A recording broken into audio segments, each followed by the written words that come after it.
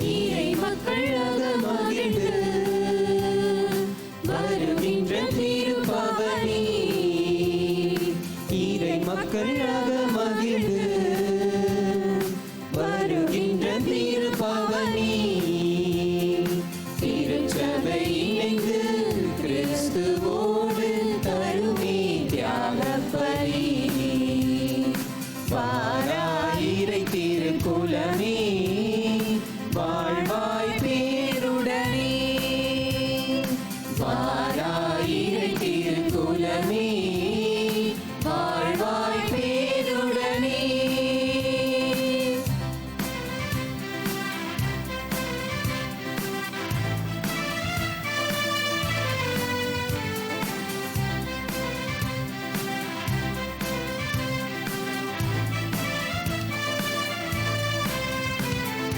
மலருடன் சேரும் யாவுமே மனம் பெற்று வாழ்தல் நீதியே, மலருடன் சேரும் யாவுமே மனம் பெற்று வாழ்தல் நீதியே. புவி வாழ்வை நாமும் தரவே, இறைமாண்பை இன்றே பெறவே, விரைவாய் வருவோம் தேவன் அருள் பெறுவோம், இறைவன் நிழலில் வாழ்வின் பொருள் பெறுவோம். வாராயிரை திருக்குலமே வாழ்வாய் பேருடனே, வாராயிரை திருக்குலமே வாழ்வாய் பேருடனே. இறையேசுவில் பிரியமானவர்களே, விஜயா ராணி இன்று தனது பிறந்த நாளை கொண்டாடுகின்றார். இறைவன் இவரை நிறைவாய் ஆசிர்வதிக்க, நல்ல உடல் உள்ள சுகம் கொடுக்க இத்திருப்பலியிலே சிறப்பாக ஜெபிப்போம். மேலும் மரித்த அன்னம்மாள், கருணாகரன், மாணிக்கம், ராஜமணி, ஜஸ்டின் ஆண்டனி ராய் இவர்களுடைய ஆன்மாக்கள் இறைவனின் இரக்கத்தினால் நித்திய சமாதானத்தில் இளைப்பாற இத்திருப்பலியிலே நாம் சிறப்பாக ஜெபிப்போம். மூவரு இறைவனின் திருப்பெயரால் இத்திருப்பலியை நாம் துவங்குவோம். தந்தை மகன் தூயாவியாரின் பெயராலே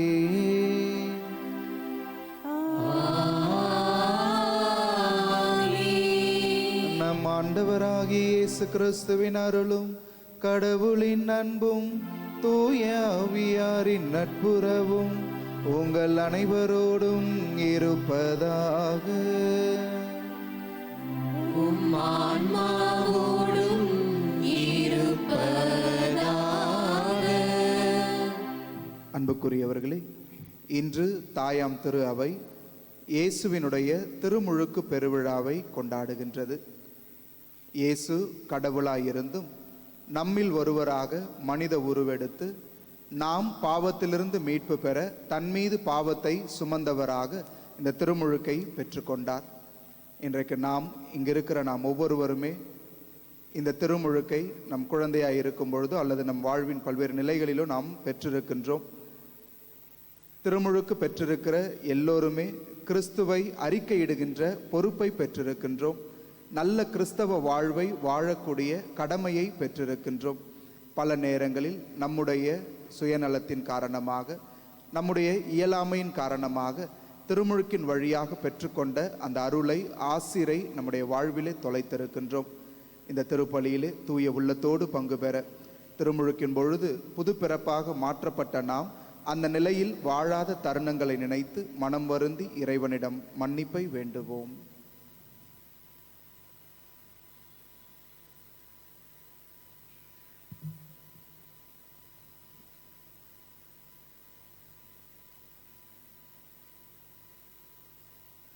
எல்லாம் வல்ல இறைவனிடமும் சகோதர சகோதரிகளே உங்களிடமும் நான் பாவி என்று ஏற்றுக்கொள்கிறேன். ஏனெனில் என் சிந்தனையாலும் சொல்லாலும் செயலாலும் கடமையில் தவறியதாலும் பாவங்கள் பல செய்தேன். என் பாவமே, என் பாவமே, என் பெரும் பாவமே.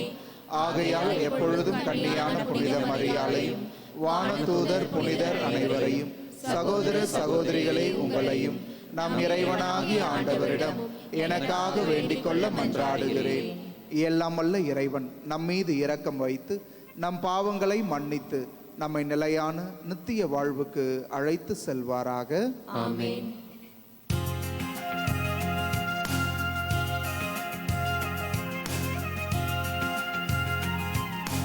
ஆண்டவரே இரக்கமாயிரும். ஆண்டவரே இரக்கமாயிரும். கிறிஸ்துவே இரக்கமாயிரும். கிறிஸ்துவே இரக்கமாயிரும். ஆண்டவரே இரக்கமாயிரும். ஆண்டவரே இரக்கமாயிரும்.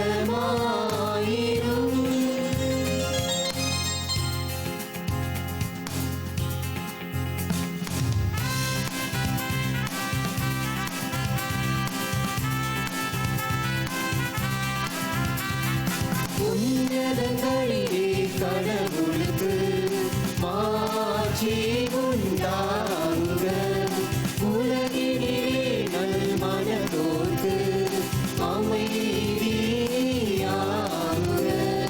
உம்மை புகழ்கின்றோம், உம்மை வாழ்த்துகின்றோம், உம்மை ஆராதிக்கின்றோம், உம்மை மாற்றிப்படுத்துகின்றோம்.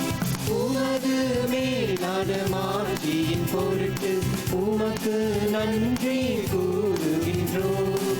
ஆண்டவராகிய இறைவா, வானுலக அரசரே, எல்லாம் வல்ல தந்தையாகிய இறைவா, இறைவா, ஒரே மகனாய் உதித்த ஆண்டவரே இயேசு கிறிஸ்துவே, ஆண்டவராகிய இறைவா, இறைவனின் செம்மறியே, தந்தையின் திருமகனே, உலகின் பாவங்களை போக்குபவரே, எங்கள் மேல் இரக்கமாயிரும்.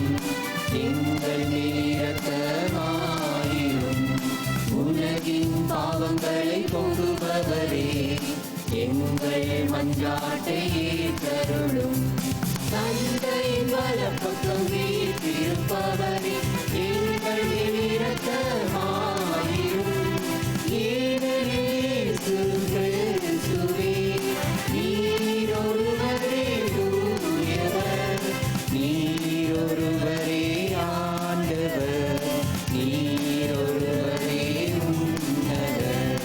தூய ஆவியாரோடு தந்தையாகிய இறைவனின் மாட்சியில் இருப்பவர் நீரே, மாட்சியில் இருப்பவர் நீரே. ஆ ஆ ஆ ஆமென். ஆ ஆ ஆமென். மன்றாடுவோமாக. என்றென்றும் உள்ள எல்லாம் வல்ல இறைவா, யோர்தான் ஆற்றில் திருமுழுக்கு பெற்ற கிறிஸ்துவின் மீது தூய ஆவி இறங்கி வர அவரை உம் அன்பார்ந்த மைந்தரென சிறந்த முறையில் அறிக்கையிட்டீரே. தண்ணீராலும் தூய ஆவியாலும் புது பிறப்பு அடைந்துள்ள மக்களை உமக்கு சொந்தமாக்கிக் கொண்ட நீர் அவர்கள் உமக்கு ஏற்புடையவர்களாக என்றும் நிலைத்திருக்க அருள் புரிவீராக. உம்மோடு தூய ஆவியாரின் ஒன்றிப்பில் இறைவனாய் என்றென்றும் வாழ்ந்து ஆட்சி செய்கின்ற அவர் வழியாகவே உம்மை மன்றாடுகின்றோம்.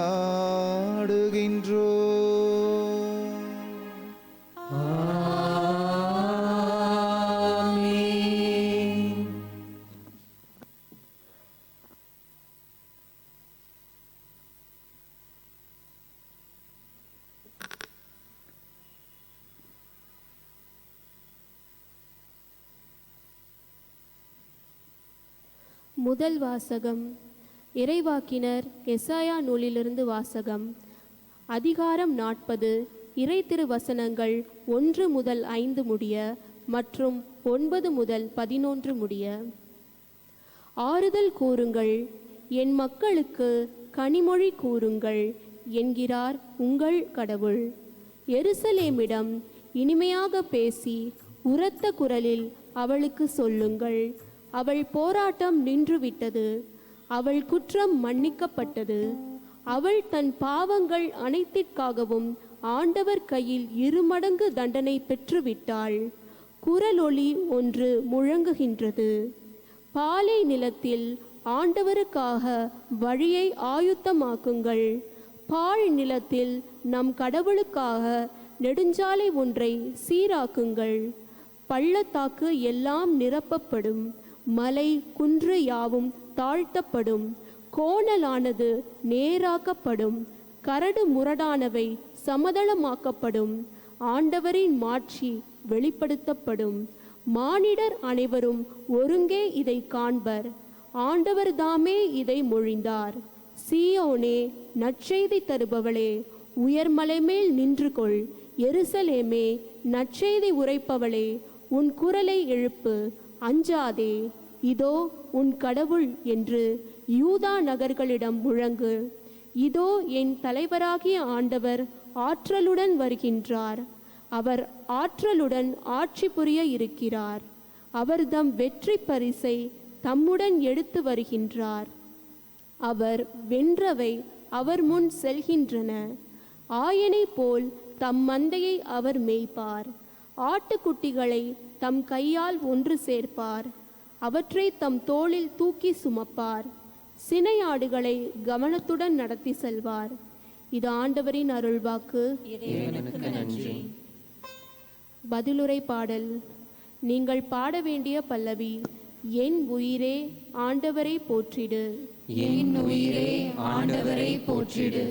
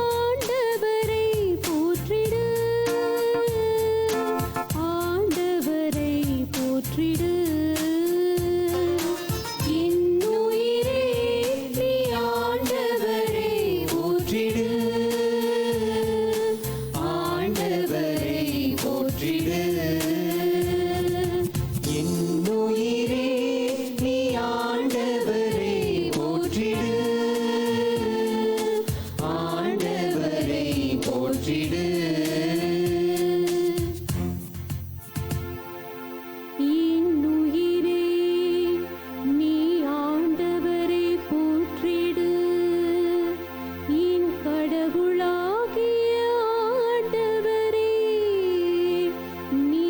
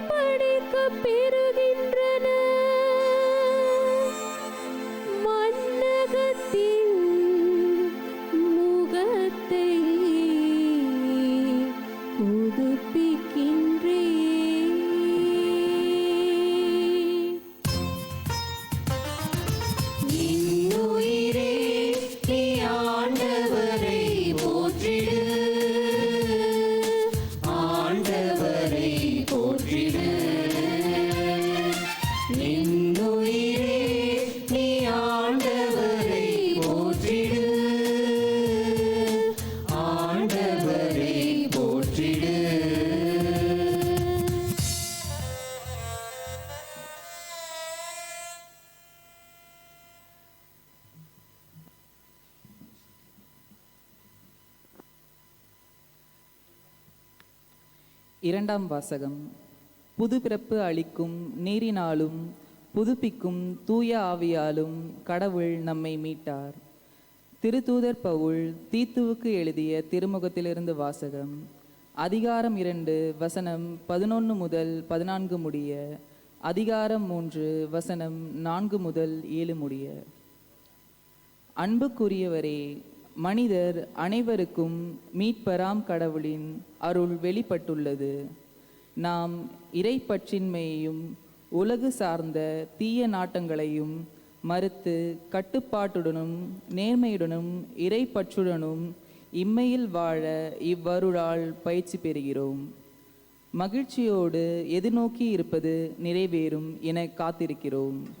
நம் பெருமை மிக்க கடவுளும் மீட்பெருமாகிய இயேசு கிறிஸ்துவின் மாட்சி வெளிப்படப் போகிறது.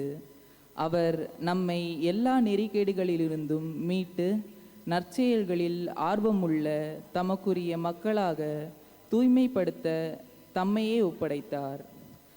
தம் மீட்பராம் கடவுளின் நன்மையும் மனிதநேயமும் வெளிப்பட்ட போது நாம் செய்த அறச்செயல்களை முன்னிட்டு அல்ல, மாறாக தம் இரக்கத்தை முன்னிட்டு புது பிறப்பு அளிக்கும் நீரினாலும் புதுப்பிக்கும் தூய ஆவியாலும் கடவுள் நம்மை மீட்டார். அவர் நம் மீட்பராகிய இயேசு கிறிஸ்துவின் வழியாக தூய ஆவியை நம்மீது நிறைவாக பொழிந்தார். நாம் அவரது அருளால் அவருக்கு ஏற்புடையவர்களாகி நாம் எதிர்நோக்கி இருக்கும் நிலை வாழ்வை உரிமை பேராக பெரும் பொருட்டே இவ்வாறு செய்தார். ஆண்டவரின் அருள்வாக்கு. இறைவனுக்கு நன்றி.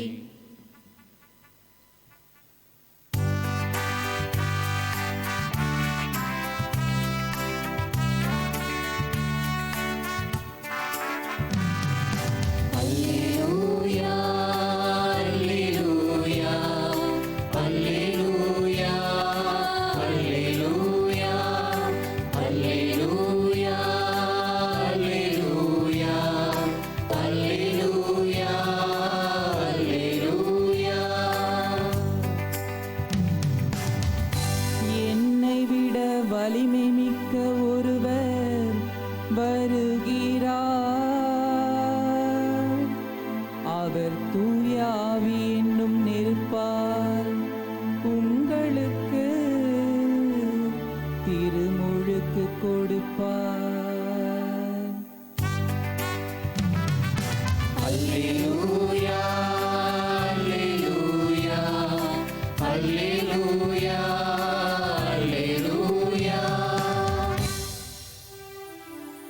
ஆண்டவர் உங்களோடு இருப்பாராக. உம் ஆன்மாவோடும் இருப்பாராக.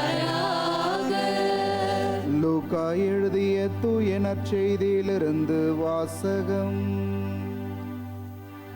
ஆண்டவரே, மாட்சி உமக்கே.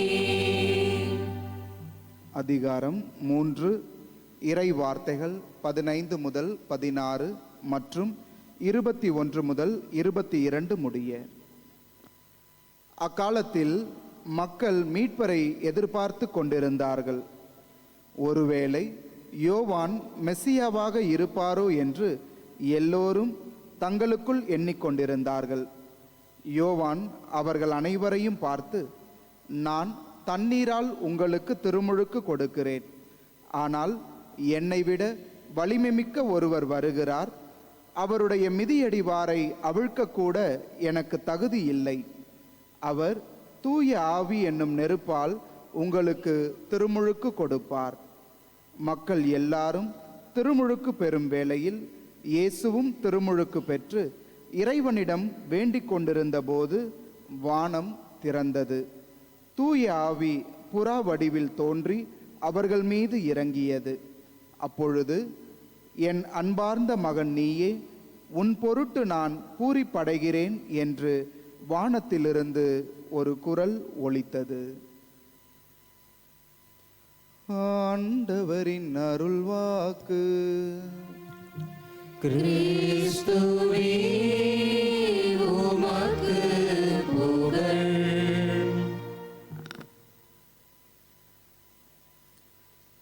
இருக்கிறீங்களா? நான் ரொம்ப நாள் ஆனதுனால மறந்துடுச்சேன். நல்லா இருக்கிறீங்களா? மகிழ்ச்சியாக இருக்கீங்களா? ஓகே. அன்புக்குரியவர்களே, இன்றைக்கு இந்த பிரசங்கத்தை திருமுழுக்கை பற்றி ஒரு ப்ரஷ்அப், சின்ன வயசுலேருந்து நாம் கேட்டது, நாம் பார்த்தது எல்லாவற்றையும் ஒரு நினைவூட்டலாக கொடுக்கலாம் அப்படின்னு சொல்லி ஆசைப்படுகிறேன். நம்முடைய பிறந்த தினம் எல்லாருக்கும் ஞாபகம் இருக்கா? யாருக்காவது அவங்க பிறந்த தினம் ஞாபகம் இல்லாமல் இருக்கா? எல்லாருக்கும் நம்ம பர்த்டே டேட்டு தெரியும். ஞானஸ்தானம் பெற்ற டேட் எத்தனை பேருக்கு தெரியும்? ஒரே கை. 1 2 3 4, ஒரு சிலர் ஒரு 10 பேர் இருப்பீங்க. மற்றவர்களுக்கு ஞானஸ்தானம் பெற்ற தேதி தெரியாது. ஓகே. நாம் எல்லோரும் எதற்காக ஞானஸ்தானம் பெறுறோம்? ஞானஸ்தானம் பெறுவதற்கு திருச்சபை 3 காரணங்களை முன்வைக்கிறது. எதுக்காக ஞானஸ்தானம் கொடுக்கிறோம் அப்படின்னு சொல்லி 3 காரணங்களை முன்வைக்கிறது. என்னென்னது? ஜென்ம பாவத்திலிருந்து விடுதலை அடைவதற்காக, ஜென்ம பாவத்திலிருந்து விடுதலை அடையணும் அப்படின்றதுக்காக ஞானஸ்தானம். ஓகே. அப்புறம் ரெண்டாவது,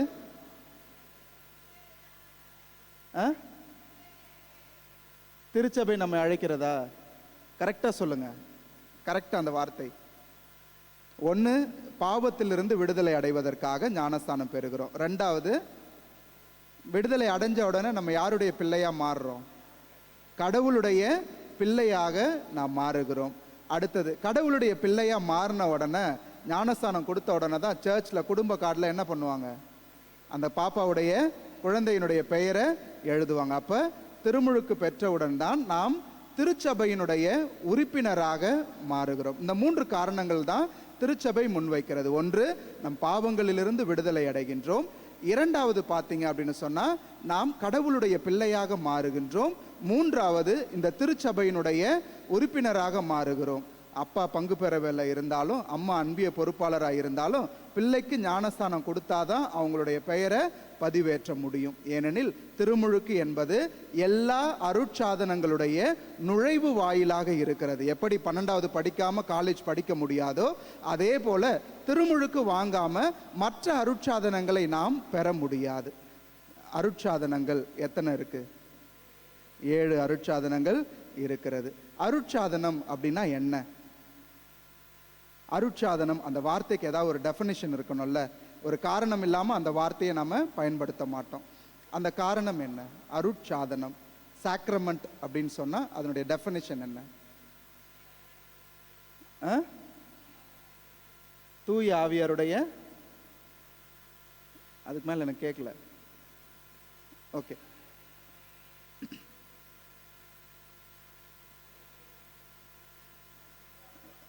தூய ஆவியாருடைய கொடைகள், அது உறுதி பூசுதல்ல பெறுகிறோம். அப்புறம் அருட்சாதனம் என்கிற அந்த வார்த்தைக்கு அர்த்தம் கேட்குறேன். இப்போ நம்ம மொபைல் யூஸ் பண்ணுறோம். மொபைல் ஒரு சாதனம். எதுக்கு பயன்படுது?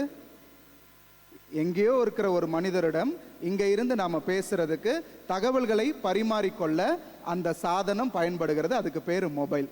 அப்போ இந்த 7 அருள் அடையாளங்களை அருட்சாதனம் என்று சொல்கிறோம் அப்படின்னு சொன்னால், அப்போது இங்கிலீஷில் சொல்லுவாங்க, it's an outward sign of inward grace அப்படின்னு சொல்லுவாங்க. எல்லாமே வெளியில் பார்க்கிற பொழுது ஒரு அடையாளங்கள் தான். இப்போ ஞானஸ்தான நேரத்தில் ஒரு சில பொருட்களை பயன்படுத்துவாங்க, அது வெளிப்புறத்தில் ஒரு அடையாளமாக இருக்கிறது, ஆனால் உள்ள கடவுளுடைய அருளை பெற்று தருகிறது. நான் காலையில் மறைக்கல்வி பிள்ளைகளுக்கு பிரசங்கம் வைக்கும்போது சொன்னேன், இப்போ ஒரு திருத்தொண்டர் குருத்துவ அருட்பொழிவு விழா இங்கே நடக்குதுன்னு வைங்க. நம்ம கத்தீட்ரலில் தான் இந்த டைசிஸோட அருட்பொழிவு விழா நடக்கும். குருத்துவ அருட்பொழிவு விழா நடக்கிற பொழுது திருத்தொண்டராக ஒரு பேராயரின் முன்பாக வந்து முழந்தால் படியிடுகின்ற ஒரு திருத்தொண்டர், அவர் கையில் தைலம் பூசுகிறாங்க. வெளிப்புற அடையாளம், கையில் தைலம் பூசுகிறாங்க. பேராயர் அவர் தலை மீது கரங்களை வைத்து ஜெபிக்கின்றார். நிறைய குருக்கள் அவர் மீது கரங்களை வைத்து ஜெபிக்கிறார்கள். அப்புறம் இந்த பூச உடுப்பு அவர் மேலே போட்டு விடுறாங்க. இது போடுகின்ற பொழுது வெளிப்புறத்தில் பார்த்தீங்கன்னா எல்லாமே அடையாளமாக இருக்கிறது. அது முடிச்சுட்டு அவர் கீழே இறங்கி, இந்த திருப்பலி முடிஞ்ச உடனே கீழே இறங்கி வரும்பொழுது அவருக்குள்ள ஏதாவது வெளிப்புறத்தில் மாற்றம் ஏற்பட்டிருக்குமா? வெளிப்புறத்தில் ஏதாவது மாற்றம் ஏற்பட்டிருக்குமா? எப்படி வந்தாரோ, என்ன நிறத்தில் இருந்தாரோ அதே நிறத்தில் தான் இருப்பார். எவ்வளோ ஹைட்டில் வந்தாரோ அதே ஹைட்டில் தான் இருப்பார். எவ்வளோ வெயிட்டில் மேலே ஏறி வந்தாரோ அதே வெயிட்டில் தான் கீழே இறங்கி வருவார். ஆனால் அது வரைக்கும் திருத்தொண்டர் சொன்ன அவரை அதுக்கப்புறம் நம்ம என்னன்னு சொல்கிறோம்? குருவானவர் என்று சொல்லுகிறோம். வெளிப்புறத்தில் இந்த நடைபெறுகின்ற இந்த சாதாரண அடையாளங்கள், சாதாரண செயல்கள் உள்ளுக்குள்ள கடவுளுடைய மிகப்பெரிய மாபெரும் அருளை பெற்று கொடுப்பதனால தான் இந்த 7 இதை நம்ம அருட்சாதனம் என்று சொல்லுகிறோம். இது வெளிப்புறத்தில் வெறும் அடையாளம் தான், ஆனால் உள்ள கடவுளுடைய அருளை நமக்கு கடத்துகிற ஒரு சாதனமாக இந்த அடையாளங்கள் இருக்கின்றன. ஞானஸ்தானத்தில் என்னென்னலாம் செய்வாங்க? ஞானஸ்தானம் கொடுக்கும் பொழுது ஞானஸ்தானத்துக்கு எது ரொம்ப முக்கியம்னு சொல்லுங்க. குழந்தையோட தலையில தண்ணி ஊற்றுவாங்க. ஊற்றும் போது என்ன ஜெபம் சொல்லுவாங்க? பாப்பாவுடைய பெயரை சொல்லி, தந்தை மகன் தூய ஆவியாரின் பெயரால் நான் உன்னை கழுவுகிறேன் அப்படின்னு சொல்லி ஒரு ஃபார்முலா, ஒரு தண்ணி அங்கே வைக்கிறாங்க. அப்புறம் வேற என்னென்ன பொருட்கள் பயன்படுத்துகிறாங்க ஞானஸ்தானத்தில்? வெள்ளை கலர் துணி பயன்படுத்துவாங்க. குழந்தை தூய்மை அடைவதன் அடையாளமாக, நமக்கு தெரியும் ஒயிட் அப்படின்னு சொன்னாலே அது தூய்மை என்பதன் அடையாளம். அந்த குழந்தை தூய்மை அடைகிறது என்பதற்காகத்தான் ஞானஸ்தானத்தில் வெள்ளை கலர் ட்ரெஸ் போட்டுட்டு வருவாங்க. அந்த துணி மேலே போடுறது ஒரு அடையாளம், இந்த குழந்தை தூய்மையாக்கப்பட்டு இருக்கிறது என்பதன் அடையாளம். ஓகே, அப்புறம் ஆயில் பூசுவாங்க. 2 ஆயில் வச்சிருப்பாங்க. என்னென்ன ஆயில்? ஃபர்ஸ்ட் தொண்டையில், இங்கே நெஞ்சில் ஒரு ஆயில் பூசுவாங்க. வரவேற்பு ஆயில், கேட்டகுமினேரியம் சொல்லுவாங்க. அது நெஞ்சில் பூசுவாங்க. உச்சந்தலையில் கிறிஸ்மா தைலமானது குழந்தையின் மீது பூசப்படும். அந்த கிறிஸ்மா தைலம் 3 அருட்சாதனங்களில் பயன்படுத்துவாங்க. ஒன்று ஞானஸ்தானம், இன்னொன்று உறுதி பூசுதல் நேரத்தில் நெற்றியில். ஒருவேளை குருக்களாக அவர்கள் மாறுகிறார்கள் என்று சொன்னால் அவருடைய கரங்களில் அந்த தைலத்தை பூசுவாங்க. இந்த தைலம் ஒரு வெளிப்புற அடையாளம், ஆனால் அது தூய ஆவியானவருடைய ஆசிரை அந்த குழந்தைக்கு பெற்றுத்தருகிற ஒரு சாதனமாக இருக்கிறது. அப்புறம் ஒரு சின்ன கேண்டில் ஒன்று கையில் கொடுப்பாங்க. அந்த கேண்டில் எதுக்காக கொடுக்குறாங்க? கிறிஸ்துவின் ஒளியை பெற்றுக்கொள். அது வரைக்கும் ஒருவேளை அந்த குழந்தையினுடைய வாழ்வு அல்லது பெரியவர்கள் ஞானஸ்தானம் வாங்குகிற பொழுது ஒரு இருளான வாழ்வு வாழ்ந்துட்டு இருந்தாங்க அப்படின்னு சொன்னா, ஒரு தவறான வாழ்வு வாழ்ந்துட்டு இருந்தாங்கன்னா, இப்போ கிறிஸ்துவை நீங்கள் அணிந்திருக்கிறீர்கள், ஆகவே ஒரு தூய்மையான ஒளிமிக்க ஒரு வாழ்வு வாழ வேண்டும் என்பதற்காக அந்த கேண்டில் கொடுக்குறாங்க. நான் எப்பவுமே குழந்தைக்கு ஞானஸ்தானம் கொடுக்கும்போது சொல்லுவேன், இந்த கேண்டிலை பத்திரமா வச்சிருங்க.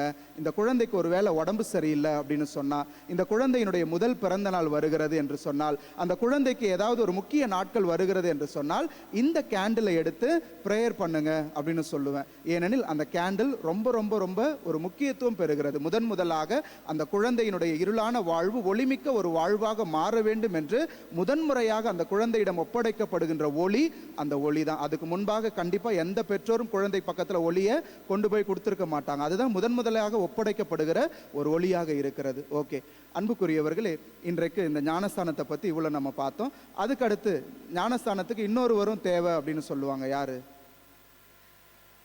ஞான பெற்றோர் வைக்கணும் அப்படின்னு சொல்றாங்க. ஞான பெற்றோர் எதற்காக இருக்கிறாங்க? ஞான பெற்றோர் எதற்காக?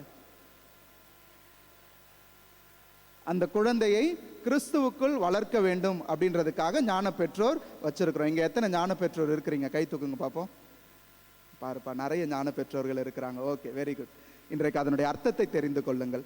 ஞான பெற்றோர் எதற்காக இருக்கிறாங்க அப்படின்னு சொன்னா, இன்னைக்கு பெரும்பான்மையான ஞானஸ்தானங்கள் எதுக்குன்னா, அன்னைக்கு வருவாங்க, குழந்தைக்கு ஞானஸ்தானம் முடிச்சோடனே கையில் ஒரு மோதிரம் போடுவாங்க, அப்படி இல்லைன்னா கொஞ்சம் காசு கொடுப்பாங்க, அதோடு அவர்களுடைய கடமை முடிஞ்சு போயிடும். அதுக்கப்புறம் அவங்களுக்கும் அந்த குழந்தைக்குமான தொடர்பு பெரும்பாலும் இருக்காது. ஒரு சில இடங்கள்ல மட்டும் எக்ஸப்ஷனலாக ஒரு சிலர் ரொம்ப அந்த கேரோடு இருப்பாங்க.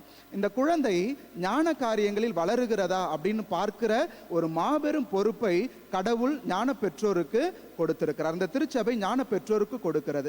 அப்படி என்ன பெற்றோருக்கு இல்லாத அக்கறை, அப்படி என்ன பெற்றோருக்கு இல்லாத ஒரு ஆசை இந்த ஞான பெற்றோருக்கு வந்தது அப்படின்னு சொன்னா, இது தொடக்க காலங்களில் ஏன் இந்த ஞான பெற்றோரை திருச்சபை கொண்டு வந்தது அப்படின்னு சொல்லி நாம தெரிந்து கொள்ள வேண்டும். இன்றைக்கு நாம எல்லோருமே ஒரு கிறிஸ்தவ குடும்பத்தில் பிறக்கிறோம். அதனால இன்றைக்கு கிறிஸ்தவ வாழ்க்கையை வாழுகின்றோம். யோசிச்சு பாருங்க, இயேசு உயிர்த்ததுக்கு அப்புறமா சீடர்கள் எல்லா இடங்கள்லையும் போயிட்டு நற்செய்தி அறிவிக்க ஆரம்பிக்கிறாங்க. பெந்தகோஸ்தே அனுபவத்துக்கு அப்புறம் முதன்முறையாக பேதுரு நற்செய்தி அறிவித்த பொழுது பல ஆயிரக்கணக்கான மக்கள் கிறிஸ்துவை ஏற்றுக்கொண்டு அந்த இடத்திலேயே திருமுழுக்கு பெறுகிறார்கள். அந்த நேரங்களில் தான் கொஞ்சம் கொஞ்சமாக மக்கள் கிறிஸ்துவை ஏற்றுக்கொண்டு திருமுழுக்கு பெற்று ஒரு நல்ல கிறிஸ்தவ வாழ்க்கையை வாழ ஆரம்பிக்கிறாங்க. திருச்சபை கொஞ்சம் கொஞ்சமாக மலர ஆரம்பிக்கிறது. அதுக்கப்புறம் ஒரு 50-60 ஆண்டுகளுக்கு அப்புறம் நிறைய பேர் கிறிஸ்துவை ஏற்றுக்கொண்டிருக்கிற ஒரு காலகட்டத்தில் புதிதாக யாராவது ஞானஸ்தானம் பெறணும்னு ஆசைப்பட்டாங்கன்னா குழந்தைகளுக்கு ஞானஸ்தானம் கொடுக்க மாட்டாங்க. பெரியவங்களுக்கு மட்டும்தான் அடல்ட் பேப்டிசம் மட்டும்தான் கொடுத்துட்டு இருந்தாங்க. அந்த நேரத்தில் என்ன செய்வாங்க அப்படின்னு சொன்னால், வெறும் ஈஸ்டர் அன்னைக்கு மட்டும்தான் நைட்டு திருப்பலியில் அந்த விஜில் மாஸில் மட்டும்தான் ஞானஸ்தானம் கொடுப்பாங்க. அப்போ என்ன செய்வாங்கன்னா, யாரெல்லாம் புதுசாக ஞானஸ்தானம் வாங்க ஆசைப்படுறாங்களோ பெரியவங்க, கோவில் வாசலில் அந்த நெஞ்சில் பூசுகிற அந்த எண்ணெயை மட்டும் பூசி ஆலயத்திற்குள் வரவேற்பாங்க.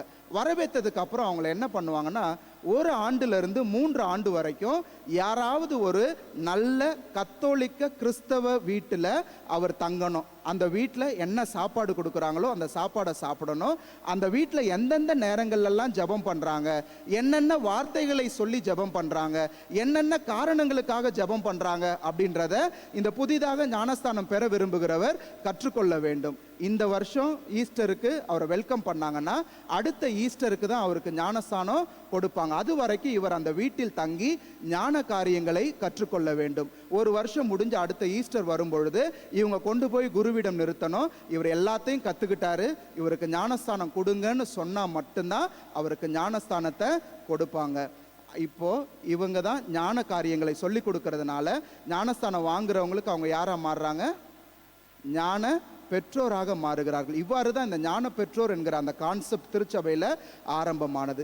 ஆனால் இன்றைக்கும் அந்த கான்செப்டை வச்சிருக்கிறாங்க. இன்றைக்கும் ஞான பெற்றோரை நம்முடைய திருச்சபை வைத்திருக்கிறது. ஏனெனில் ஒரு சில இல்லங்களில் பெற்றோரை இழந்த பிள்ளைகள், ஒரு சில இல்லங்களில் ஒருவேளை அப்பாவை இழந்த பிள்ளைகள், அம்மாவை இழந்த பிள்ளைகள் இருக்கிறாங்க அப்படின்னு சொன்னால் அவர்களுக்கு ஒரு கூடுதல் சப்போர்ட்டாக இருக்கணும். அவங்களுக்கு இன்னும் ஒரு மாரல் சப்போர்ட்டாக இருக்கணும். அந்த குழந்தைகள் தூய்மையான நெறியில் வளரணும். ஒருவேளை பெற்றோர் நினைக்கலாம், என் பிள்ளை நல்லா காசு சம்பாதிக்கணும், என் பிள்ளை சமுதாயத்தில் உயர்ந்த நிலையில் இருக்கணும்னு மட்டும் யோசிச்சா அந்த குழந்தை ஞானத்திலும் வரணும், கிறிஸ்துவுக்குள்ளும் வளர வேண்டும் என்கிற ஒரு பொறுப்பை ஒரு அட்லீஸ்ட் ஒரு ரிமைண்டர் கொடுப்பதற்காகவாவது ஞான பெற்றோர்கள் இருக்க வேண்டும் என்பதற்காகத்தான் இன்றைக்கும் ஞான பெற்றோரை திருச்சபை அனுமதிக்கிறது. ஆனால் பல நேரங்களில் ஞான பெற்றோர் வெறும் மோதிரம் போடுறதோட அல்லது காசு கொடுக்கறதோட தங்களுடைய கடமைகளை நிறுத்தி விடுறாங்க. நான் எப்பவுமே ஞானஸ்தானம் கொடுக்கும்போது சொல்லுவேன், இந்த குழந்தைக்கு ஞான பெற்றோராக இருக்க சம்மதமான்னு கேட்கும் பொழுது ஆம் அப்படின்னு சொல்லுவீங்க.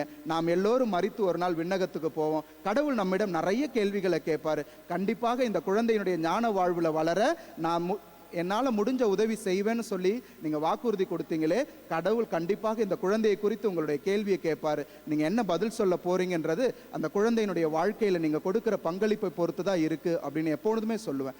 அன்புக்குரியவர்களே, ஞானஸ்தானம் என்பது கடவுளுடைய அருளை நாம் முதன்முறையாக ஒரு குழந்தையிலிருந்தே பெற்று அனுபவிக்கக்கூடிய ஒரு மாபெரும் அருட்சாதனமாக இருக்கிறது. இன்னைக்கு கொஞ்சம் டீட்டெயிலாக நம்ம பார்த்தோம்னா இந்த அருட்சாதனம் 5 காரியங்களை நமக்கு கொடுக்கிறது.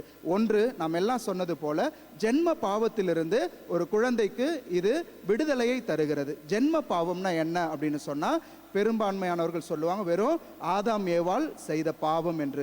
அது ஆதாம் ஏவாள் செய்த பாவம் மட்டும் கிடையாது. அந்த தலைமுறையிலிருந்து அவங்க அப்பா அம்மா செய்த பாவம் வரைக்கும் எதுவும் அந்த குழந்தையை தொடரக்கூடாது என்பதற்காக இந்த ஜென்ம பாவம் நீங்குவதற்காக கொடுக்கப்படுகிறது. ஒருவேளை பெரியவங்களுக்கு இந்த ஞானஸ்தானம் கொடுத்தாங்கன்னா, அடல்ட் பேப்டிசம் கொடுத்தாங்கன்னா, அவங்களுக்கு செயல் வழியாக கர்ம பாவம், அவர்கள் தாங்கள் நினைவு தெரிஞ்சு செய்த பாவங்களும் அகல வேண்டும் என்பதற்காக இந்த ஞானஸ்தானம் கொடுக்கப்படுகிறது. ஒன்று ஜென்ம பாவம், ரெண்டாவது அடல்ட் பேப்டிசமா இருந்துச்சுன்னா கர்ம பாவம், செயல் வழி பாவமும் போகணும்னு கொடுக்குறாங்க. மூன்றாவது பார்த்தீங்கன்னா கடவுளுடைய பிள்ளையாக மாறுகிறார்கள். அதுவரைக்கும் அப்பா அம்மாவுடைய பிள்ளைகளாக இருந்த குழந்தை அன்று முதல் கடவுளுடைய குழந்தையாக மாறுகிறது. நான்காவது திருச்சபையினுடைய உறுப்பினராக மாறுகிறது. திருச்சபையிடம் உரிமையோடு எதையாவது கேட்கக்கூடிய அந்த ஒரு உரிமையை அவர்கள் பெற்றுக்கொள்ளுகிறார்கள். அடுத்தது பார்த்தீங்க அப்படின்னு சொன்னா கிறிஸ்துவின் உடலினுடைய உறுப்பினர்களாக அவர்கள் மாறுகிறார்கள். இயேசுவினுடைய அந்த மறை உடலுடைய உறுப்பினர்களாக மாறுகிறார்கள். ஐந்தாவது பார்த்தீங்க அப்படின்னு சொன்னா தூய ஆவியானவர் தங்குகின்ற ஆலயங்களாக நாம் ஒவ்வொருவரும் திருமுழுக்கின் பொழுது மாற்றப்படுகின்றோம். இன்றைக்கு பல நேரங்களில் திருமுழுக்கு பெற்றிருக்கிற நாம் அந்த அருளுக்கேற்ற வாழ்வை வாழுவது கிடையாது. பவுலடியார் சொல்லுவார், நீங்கள் பெற்றுக்கொண்ட அழைப்பிற்கேற்ப வாழுங்கள் அப்படின்னு சொல்லுவார். இன்றைக்கு பலர் இந்த திருமுழுக்கு பெற்றதுக்கு அப்புறம் அது ஏதோ ஒரு சடங்காக, ஒரு பெயர் வைக்கின்ற நிகழ்வாக பார்த்துட்டு அதோடு கடந்து போய்விடுகிறார்கள். அன்புக்குரியவர்களே, திருமுழுக்கு மாபெரும் அழைப்பை நமக்கு கொடுக்கிறது. நாம் பெற்றுக்கொண்ட அந்த அருள் வாழ்விற்கான அந்த வாழ்வு நாம் ஒவ்வொரு நாளும் வாழ இந்த திருமுழுக்கு நமக்கு அழைப்பு விடுக்கிறது. இன்றைக்கு நாம யோசிச்சு பார்ப்போம், திருமுழுக்கு பெற்றிருக்கிற நாம் அந்த திருமுழுக்கின் அருளை நம்முடைய வாழ்க்கையில அனுபவிக்கின்றோமா? அந்த திருமுழுக்கு ஏற்ற வாழ்வை நாம் வாழுகின்றோமா? அந்த தூய்மையான நிலையில் நாம் நிலைத்திருக்க முயற்சி செய்கிறோமா என்று நாம் சிந்திக்க வேண்டும். இரண்டாவது, ஒவ்வொரு திருமுழுக்கு பெற்ற கிறிஸ்துவுக்கும், ஒரு கிறிஸ்தவனுக்கும் இயேசுவை அறிவிக்கக்கூடிய மாபெரும் கடமை கொடுக்கப்படுகிறது. நீங்க எல்லாரையும் கிறிஸ்தவர்களாக ஞானஸ்தானம் கொடுங்கன்னு சொன்ன கிறிஸ்து அவர்கள் அந்த பெற்றுக்கொண்ட அந்த ஞானஸ்தானத்தை, பெற்றுக்கொண்ட அருள் வாழ்வை மற்றவர்களோடு பகிர்ந்து வாழ, மற்றவர்களுக்கும் அந்த கிறிஸ்துவை அறிவிக்கக்கூடிய ஒரு மாபெரும் கடமையை இந்த திருமுழுக்கு நமக்கு கொடுக்கிறது. இன்றைக்கு யோசிச்சு பாருங்க, உங்களுடைய சொல்லால, உங்களுடைய வாழ்வால யாராவது ஒருவர் இயேசுவை அறிந்து கொள்ள, நீ ஒரு நல்ல கிறிஸ்தவ வாழ்க்கை வாழ்ற, அந்த ஜீசஸ் பத்தி எனக்கு சொல்லு, இந்த வாரம் நீ பூசைக்கு போன, இந்த வாரம் உனக்கு என்ன செய்தி கேட்டாங்க, இந்த வாரம் நீ என்ன மாற்றத்தை உனக்குள்ள கொண்டு வந்த, ஏதாவது சொல்லு என்கிற அளவுக்கு நம்முடைய வாழ்க்கை இருந்திருக்கிறதா என்று நாம் யோசித்து பார்க்க வேண்டும். இந்த திருமுழுக்கு கிறிஸ்துவை அறிவிக்கக்கூடிய மாபெரும் ஒரு பொறுப்பை நமக்கு கொடுக்கிறது. அந்த பொறுப்பை உணர்ந்தவர்களாக நம்முடைய வாழ்வு இருக்க வேண்டும் என்பது இந்த விழா நமக்கு கொடுக்கின்ற ஒரு செய்தியாக இருக்கிறது. இயேசு திருமுழுக்கு பெற்றவுடனே மீண்டும் வீட்டுக்குள்ள போய் பழைய வாழ்க்கையை தொடரவில்லை. மாறாக மக்களுக்கு பணியாற்றக்கூடிய புதிய வாழ்வை தொடங்குகின்றார். அடுத்தது பார்த்தீங்கன்னா, அவருடைய வாழ்க்கையில் அற்புதங்களும் அதிசயங்களும், அவர் பல மக்களுக்கு நற்செய்தி அறிவிக்கின்ற நிகழ்வும் அடுத்தடுத்து அப்படியே நடந்துகிட்டே போகும். ஜீசஸ் ஞானஸ்தானம் பெற்ற உடனே மீண்டும் பழைய வாழ்க்கைக்குள்ள போகல. இன்றைக்கு நாமும் யோசித்து பார்ப்போம். ஒவ்வொரு திருப்பலியிலும் நம்முடைய திருமுழுக்கு அருளை புதுப்பிக்கின்றோம். ஒவ்வொரு திருப்பலியிலும் கிறிஸ்துவினுடைய ஆசீரை நாம் பெற்றுக்கொள்ளுகிறோம். பெற்றுவிட்டு வெளியே போவது மீண்டும் பழைய வாழ்க்கையை தொடர அல்ல, மாறாக புதுப்பிறப்பு அடைந்தவர்களாக, கிறிஸ்துவில் மாற்றம் பெற்றவர்களாக வாழ நாம் அழைக்கப்படுகின்றோம். அந்த மாற்றத்தை இந்த திருமுழுக்கு நமக்கு கொடுத்திருக்கிறது. அதை உணர்ந்தவர்களாக நாம் வாழ்ந்தால் போதும். நிச்சயமாக இந்த திருமுழுக்கு நம்மிடம் எதிர்பார்க்கின்ற அருள், இந்த திருமுழுக்கு நம்மிடம் எதிர்பார்க்கின்ற கடமைகளை நாம் சரியாக செய்ய முடியும். இன்றைக்கு நாம் யோசித்து பார்ப்போம், நம்முடைய திருமுழுக்கு நமக்கு கொடுத்திருக்கிற கடமைகளை நாம் செய்கின்றோமா என சிந்தித்தவர்களாக இந்த திருப்பலியில் பக்தியோடு பங்கு பெறுவோம். இறைவன் நம் ஒவ்வொருவரையும் ஆசிர்வதிப்பாராக. ஆமீன். எழுந்து நின்று நம்முடைய விசுவாசத்தை அறிக்கையிடுவோம்.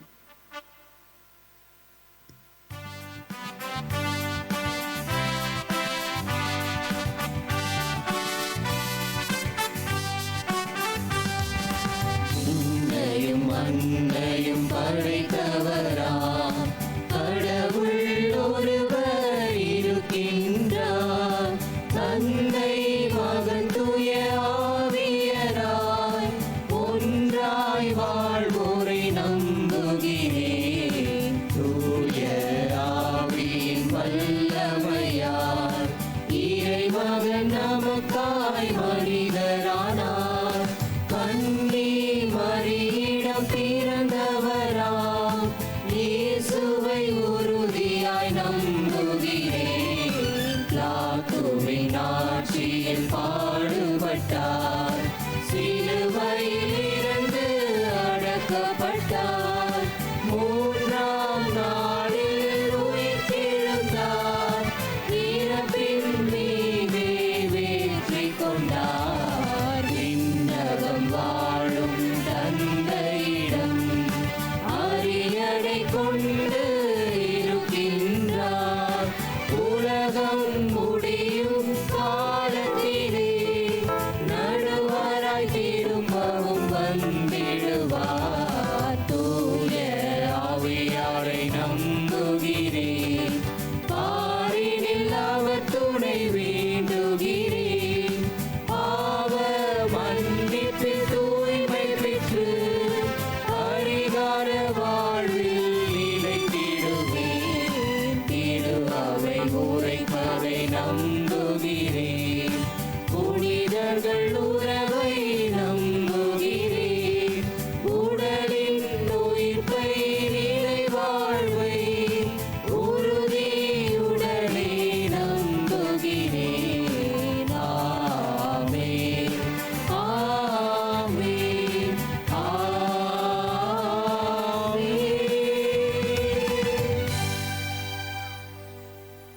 நம்முடைய திருமுழுக்கு நம்மிடம் எதிர்பார்க்கின்ற தூய்மையான வாழ்வு, இறைவனுக்கு பணிந்த வாழ்வு, கடவுளை முழுமையாக அன்பு செய்கின்ற வாழ்வு நாம் வாழ தேவையான ஒவ்வொரு வரங்களையும் மன்றாட்டுக்களாக இந்த நேரத்தில் இறைவனுடைய பாதத்தில் சமர்ப்பிப்போம்.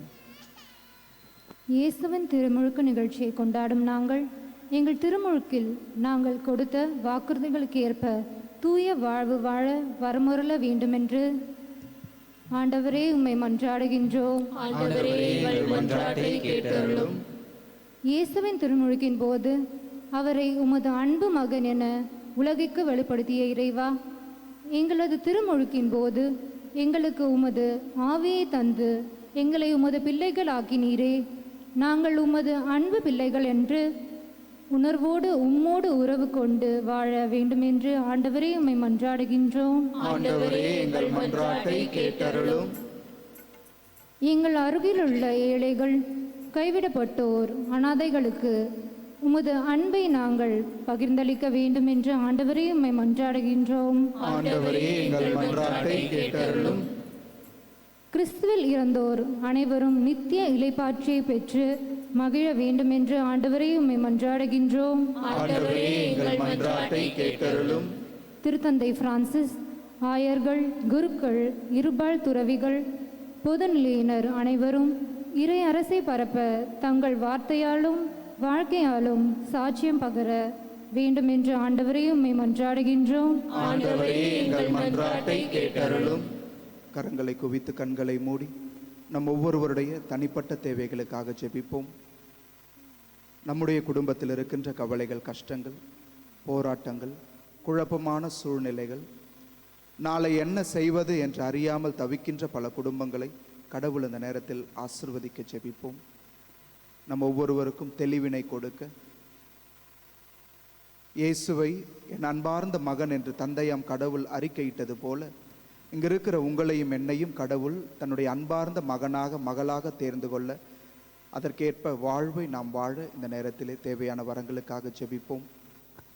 அன்பை உருவான இறைவா, இதோ இந்த திருப்பலி பீடத்தின் முன்பாக நம்பிக்கை நிறைந்த உள்ளத்தோடு இதோ ஜெபித்து கொண்டிருக்கின்ற ஒவ்வொரு உள்ளங்களையும் இந்த திருப்பீடத்திலே உம்மிடம் காணிக்கையாக ஒப்புக் கொடுக்கிறோம். ஆண்டவரே, நீர் எங்கள் ஒவ்வொருவரையும் நிறைவாய் ஆசிர்வதிப்பீராக. தகப்பனே, மலைகளை நோக்கி என் கண்களை உயர்த்துகிறேன், எங்கிருந்து எனக்கு உதவி வரும்?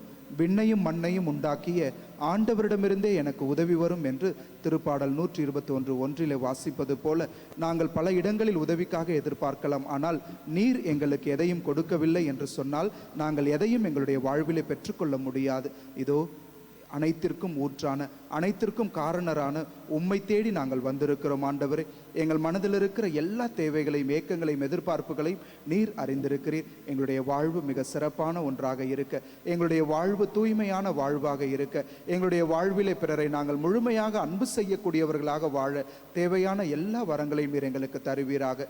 சண்டையிட்டு இருக்கிற குடும்பங்கள், பிரிந்திருக்கின்ற குடும்பங்கள், போட்டி பொறாமையிலே வாழுகின்ற உள்ளங்கள், இவையெல்லாம் மாற்றம் பெற்று எங்களுடைய குடும்பம் அன்பிலும் மகிழ்ச்சியிலும் சமாதானத்திலும் நம்பிக்கையிலும் நிறைந்த குடும்பமாக என்றும் வாழ நீர் உதவி செய்வீராக.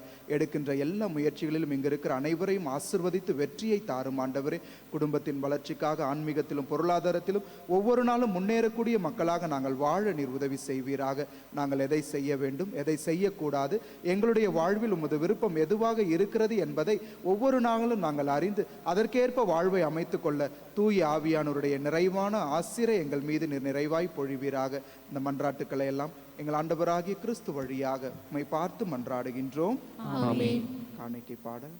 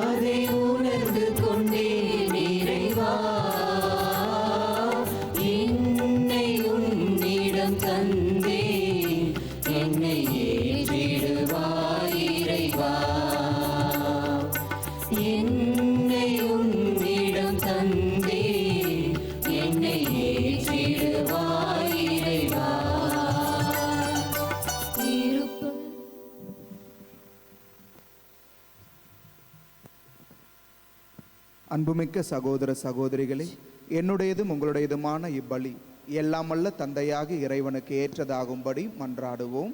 ஆண்டவர் தமது பெயரின் புகழ்ச்சிக்காகவும் மாட்சிக்காகவும் நமது நன்மைக்காகவும் புனித திரு அவை அனைத்து நலனுக்காகவும் உமது கையிலிருந்து பலியை ஏற்றுக்கொள்வாராக.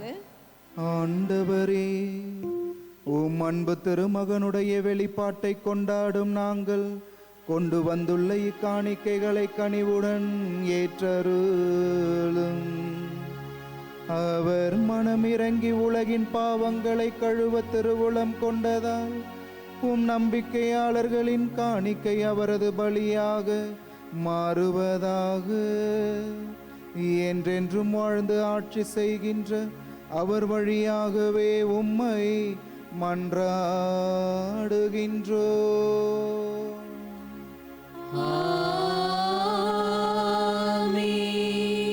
ஆண்டவர் உங்களோடு இருப்பாராக.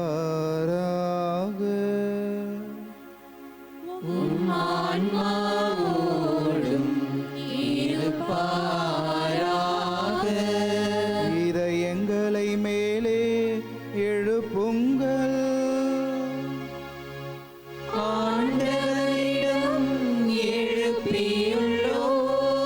நம் இறைவனாகிய ஆண்டவருக்கு நன்றி கூறுவோம்.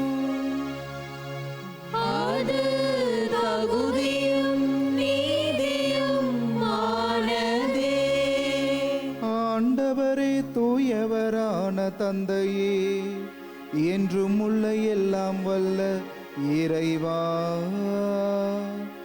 என்னாலும் எவ்விடத்திலும் நாங்கள் உமக்கு நன்றி செலுத்துவது மெய்யாகவே தகுதியும் நீதியும் ஆகும். எங்கள் கடமையும் மீட்புக்குரிய செயலுமாகும்.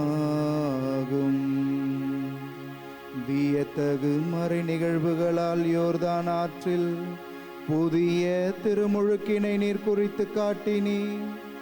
அதனால் விண்ணகத்திலிருந்து வந்த குரல் வழியாக உம்முடைய வார்த்தை மனிதரிடையே குடிகொண்டிருப்பதை நாங்கள் நம்ப செய்தருளினே. மேலும் தூயாவியார் புறா வடிவில் இறங்கியதன் வழியாக உம் ஊழியர் கிறிஸ்துவை மகிழ்ச்சியின் எண்ணெயால் பூசி அவரை ஏழைகளுக்கு நற்செய்தியை பறைசாற்ற அனுப்பியதை அறியச் செய்தி. ஆகவே ஆற்றல் மிகுந்த விண்ணவரோடு சேர்ந்து நாங்களும் இம்மண்ணுலகில் இடையராது உமது மாட்சியை கொண்டாடி முடிவின்றி ஆர்ப்பரித்து பாடுவதாவது.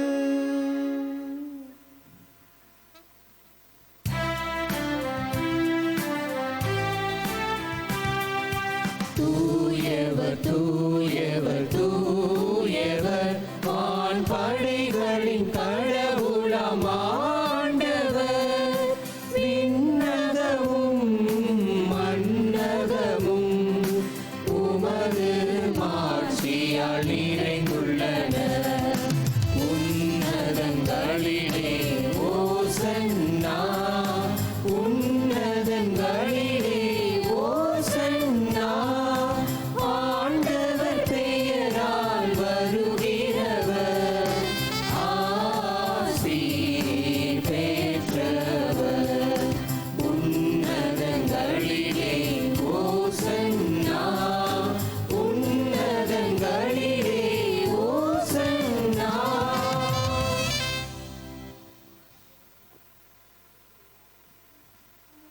ஆண்டவரே, நீர் மெய்யாகவே தூயவர், தூய்மை அனைத்திற்கும் ஊற்று. ஆகவே உம்முடைய ஆவியை பொழிந்து இக்காணிக்கைகளை தூய்மைப்படுத்த உம்மை வேண்டுகின்றோம். இவ்வாறு எங்கள் ஆண்டவர் இயேசு கிறிஸ்துவின் உடலும் இரத்தமுமாக எங்களுக்கு இவை மாறுவனவாக.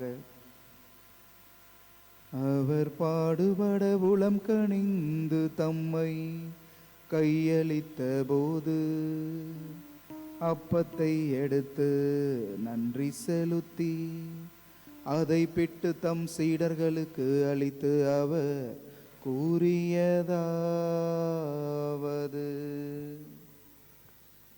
அனைவரும் இதிலிருந்து பெற்று உண்ணுங்கள், ஏனெனில் இது உங்களுக்காக கையளிக்கப்படும் என் உடல்.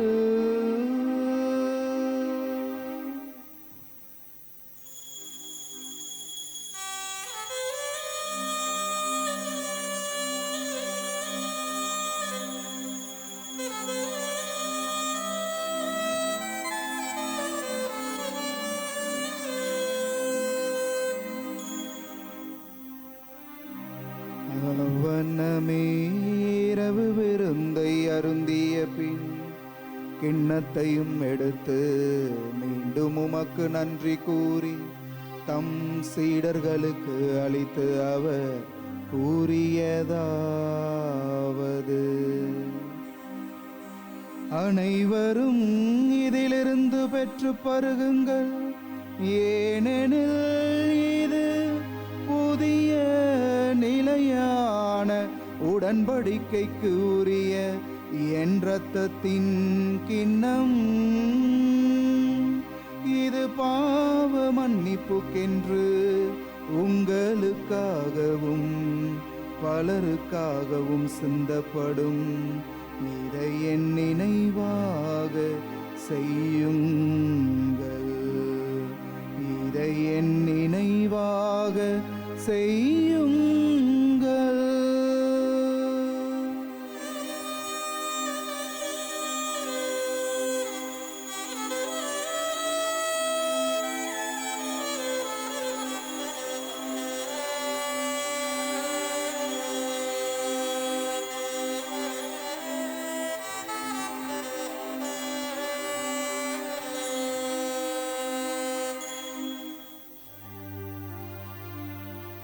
நம்பிக்கையின் மறை பொருள். ஆண்டவரே, நீர் வருமளவும் உமது இறப்பினை அறிக்கையிடுகின்றோம்,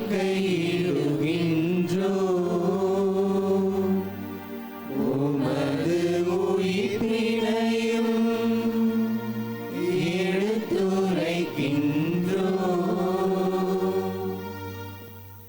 ஆகவே ஆண்டவரே, நாங்கள் கிறிஸ்துவின் இறப்பினையும் உயிர்ப்பினையும் நினைவு கூர்ந்து வாழ்வுதரும் அப்பத்தையும் மீட்பு அளிக்கும் கிண்ணத்தையும் உமக்கு ஒப்புக் கொடுக்கின்றோம். உம் திருமுன்னின்று உமக்கு ஊழியம் புரிய தகுந்தவர்கள் என எங்களை ஏற்றுக்கொண்டீர். எனவே உமக்கு நன்றி செலுத்துகின்றோம். கிறிஸ்துவின் உடலிலும் இரத்தத்திலும் பங்கு கொள்ளும் எங்களை தூய ஆவியார் ஒன்று சேர்க்க வேண்டுமென உம்மை தாழ்மையுடன் மன்றாடுகின்றோம். ஆண்டவரே, உலகெங்கும் பரவியிருக்கும் அது திரு அவையை நினைவு கூர்ந்தருளும். எங்கள் திருத்தந்தை பிரான்சிஸ், எங்கள் பேராயர் ஜார்ஜ் ஆண்டகை, எல்லா திருநிலையினர் ஆகிய அனைவரோடும் உமது திரு அவை அன்பில் நிறைவு பெறச் செய்தருளும். உயிர்த்தெழும் எதிர்நோக்குடன் துயில் கொள்ளும் எங்கள் சகோதரர் சகோதரிகளையும் இறந்தோர் அனைவரையும் இரக்கத்துடன் நினைவு கூர்ந்து உமது திருமுக ஒளியினுள் ஏற்றருளும். எங்கள் அனைவர் மீதும் இரக்கமாயிரும். கடவுளின் கன்னித்தாயான புனித மரியா, அவருடைய கணவரான புனித யோசேப்பு, புனித திருத்தூதர்கள், இவ்வுலகில் உமக்கு உகந்தவராய் இருந்தோர் ஆகிய புனிதர் அனைவருடனும் நாங்கள் நிலை வாழ்வில் பங்கு கொள்ளும் தகுதி பெற்று உம் திருமகன் இயேசு கிறிஸ்து வழியாக உம்மை புகழ்ந்தேத்து மரமருள உம்மை மன்றாடுகின்றோம்.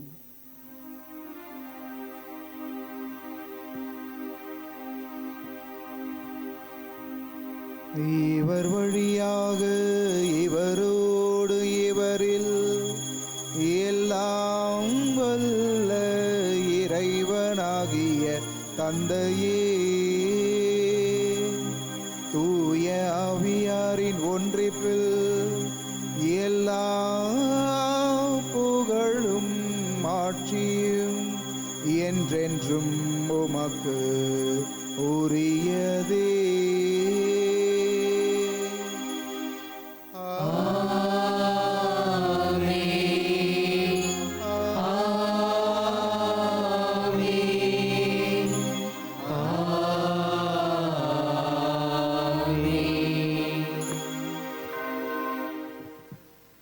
மீட்பரின் கட்டளையால் கற்பிக்க பெற்ற நாம் நம் ஆண்டவர் இயேசு கற்றுக் கொடுத்த ஜெபத்தை துணிந்து பாடுவோம். எங்கள் தந்தை, உமது பெயர் தூயது என போற்ற பெறுக. உமது ஆட்சி வருக.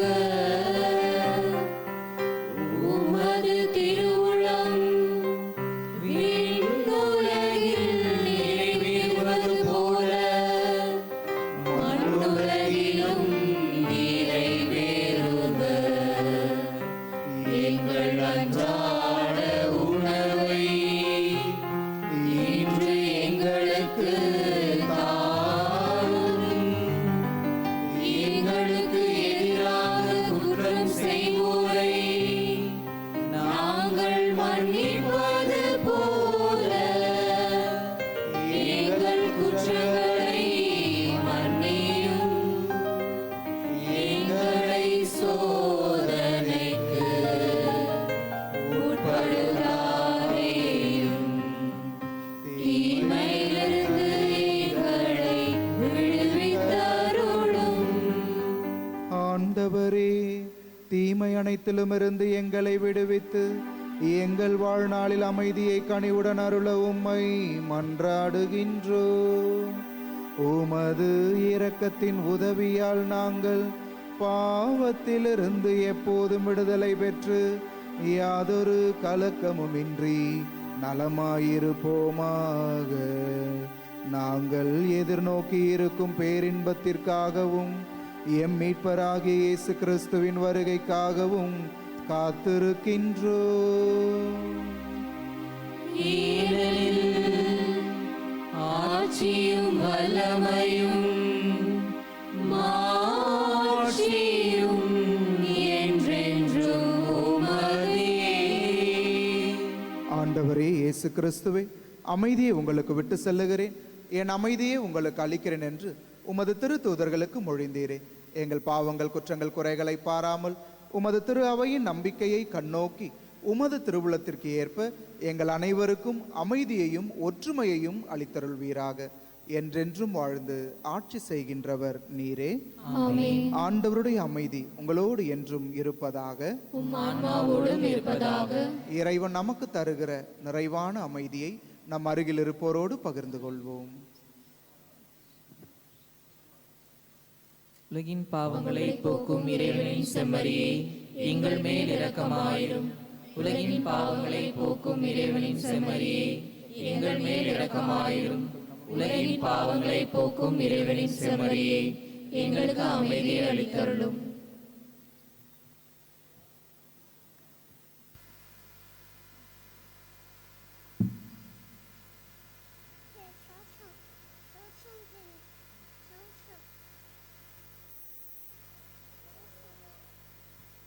இதோ இறைவனின் செம்மறி, இவரே உலகின் பாவங்களை போக்குகிறவர். இந்த செம்மறி தருகிற அன்பின் விருந்திற்கு அழைக்க பெற்றிருக்கிற நாம் ஒவ்வொருவருமே பேறு பெற்றோர். ஆண்டவரே, நீர் என் இல்லத்தில் எழுந்த நான் தகுதியற்றவள். ஆனால் ஒரு வார்த்தை மட்டும் சொல்லியருளும், எனது ஆன்மா நலமடையும். கிறிஸ்துவின் திருவுடலும் திரு ரத்தமும் நம்மை பாதுகாத்து நமக்கு நிலை வாழ்வு அளிப்பதாக. ஆமென்.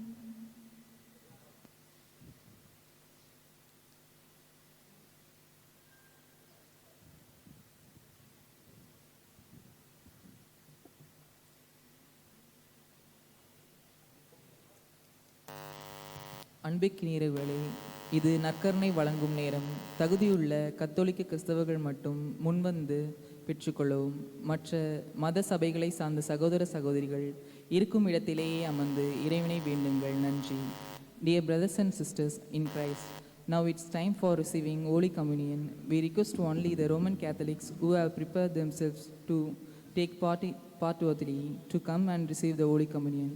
The others kindly remain in your place and worship the Lord in silence. Thank you.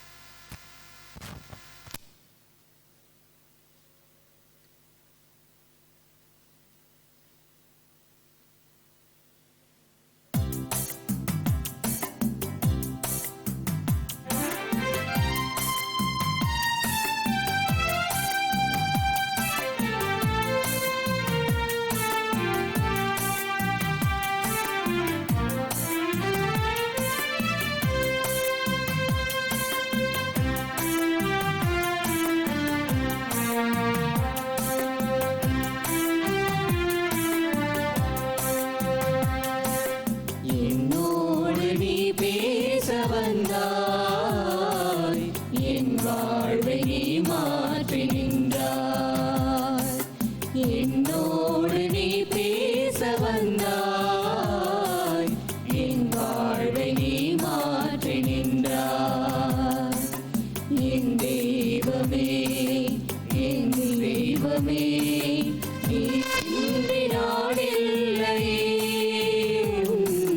நினைவின்றி வாழ்வில்லையே.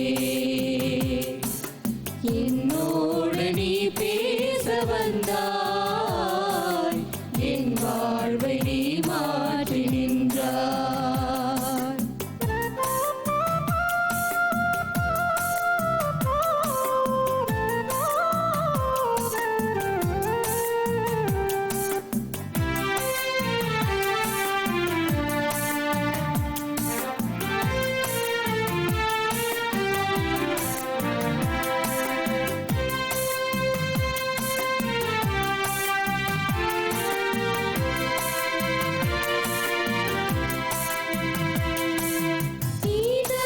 இதயதாகம் நீ, இருளில் தீபம் நீ,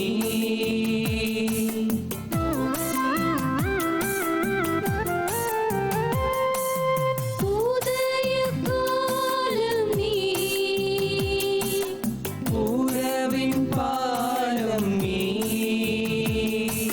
தள்ளாடினான் தடுமாறினேன், கண்மூடினான் வழிமாறினேன்.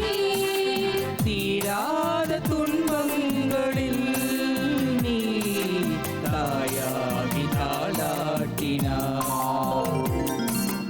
என்னோடு நீ பேச வந்தாய், என் வாழ்வை நீ மாற்றி நின்றாய்.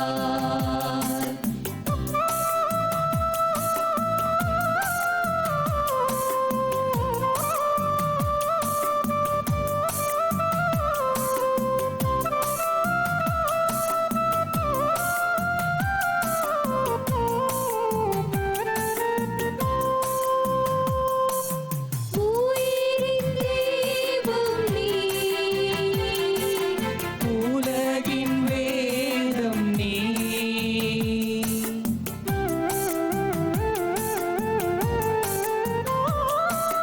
மழையின் மேகம் நீ, மலரின் மனமும் நீ.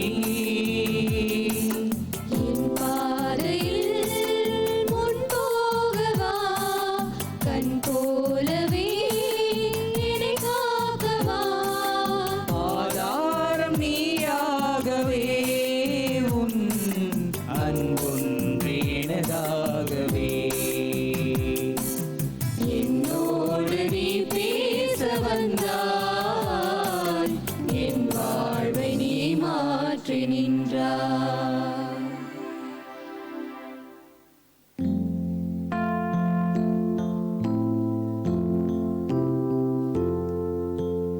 கிறிஸ்துவின் ஆத்மமே என்னை அர்ச்சியும், கிறிஸ்துவின் வேதமே என்னை ரட்சியும், கிறிஸ்துவின் இரத்தமே என்னை போய்ப்பியும், திருவிழா தீர்த்தமே என்னை தூய்மையும். கிறிஸ்துவின் பாடுகள் என்னை தேற்றிட, அருள் நீரை இயேசுவே என்னை தேற்றிடும். அரிய காயங்கள்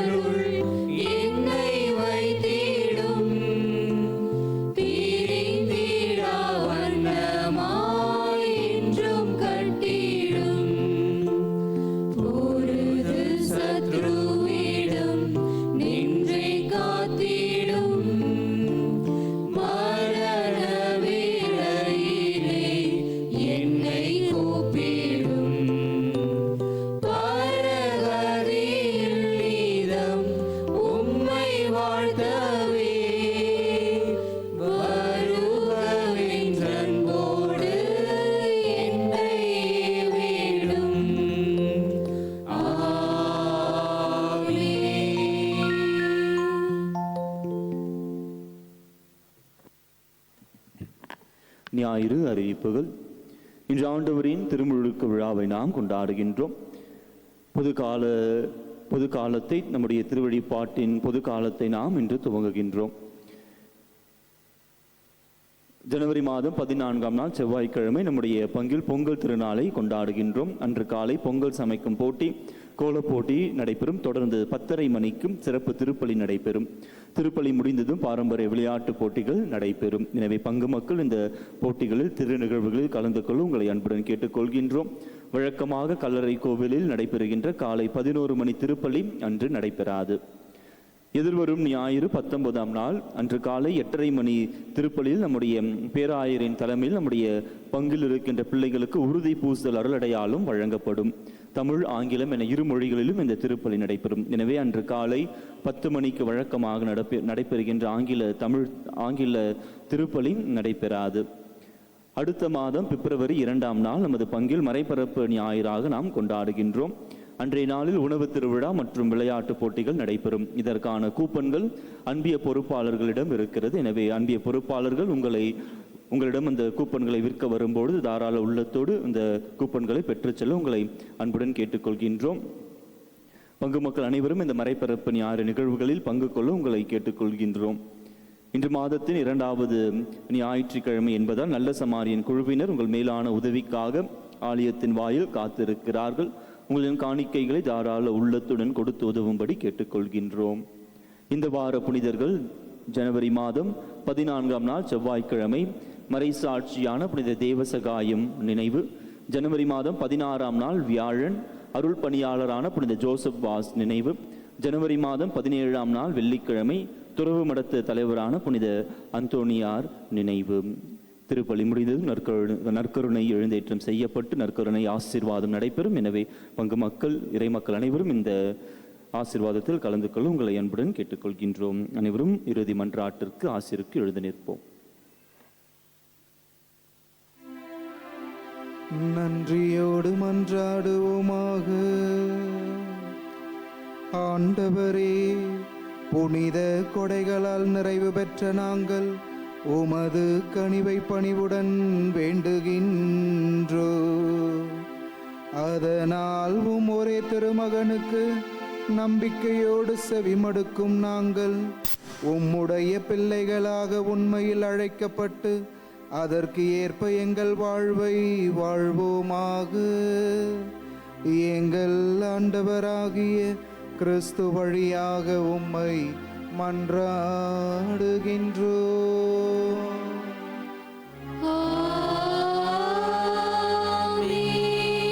ஆண்டவர் உங்களோடு இருப்பாராக.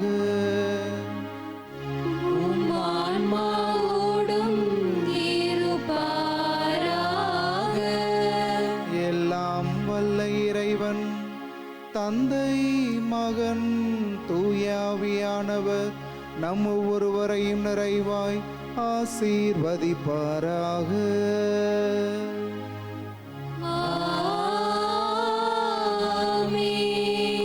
இறைவனின் ஆசீர் பெற்றவர்களாய் சென்று வாழுங்கள். திருப்பலி நிறைவேறிற்று.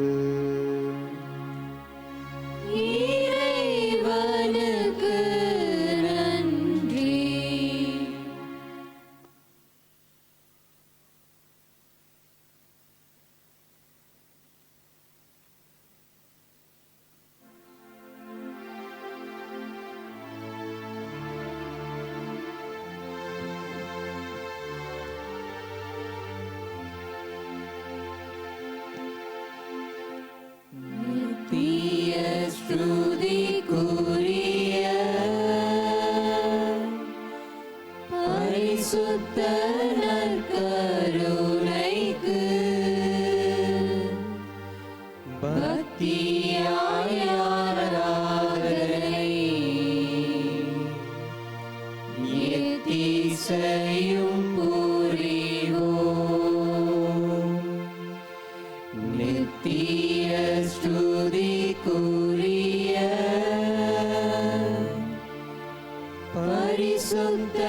நற்கருணைக்கு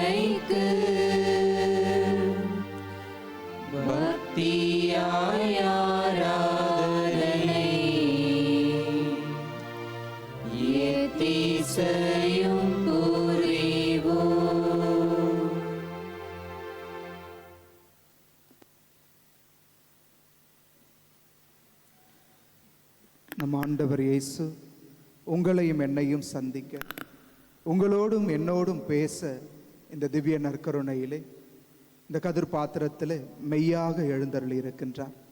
இந்த இறைவன் அமைதியாய் இருக்கின்ற இறைவன் அல்ல, நம் ஒவ்வொருவரையும் சந்திக்கின்ற இறைவன், நம் ஒவ்வொருவருடைய வாழ்விலும் பல மாற்றங்களை கொண்டு வருகின்ற இறைவன். இந்த இயேசுவை சில மணித்துளிகள் நாம் அப்படியே உற்று நோக்குவோம். இந்த புதிய ஆண்டு ஆரம்பிக்கின்ற பொழுது பல கனவுகளோடு இந்த ஆண்டை துவங்கினோம். இந்த ஆண்டு எனக்கு ஆசீர்வாதத்தை கொடுக்கும், இந்த ஆண்டில் நான் எடுக்கிற எல்லா முயற்சியும் வெற்றி பெறும், நல்ல உடல் உள்ள சுகத்தோடு நான் வாழுவேன் அப்படின்னு சொல்லி பல ஏக்கங்களோடு பல எதிர்பார்ப்புகளோடு இந்த ஆண்டை துவங்கி இருக்கின்றோம். ஏறக்குறைய 12 நாட்கள் நிறைவு பெறுகிற இந்த வேளையில் நாம் நினைத்தது பல நேரங்களில் நடந்திருக்கலாம், நடைபெறாமல் இருக்கலாம்.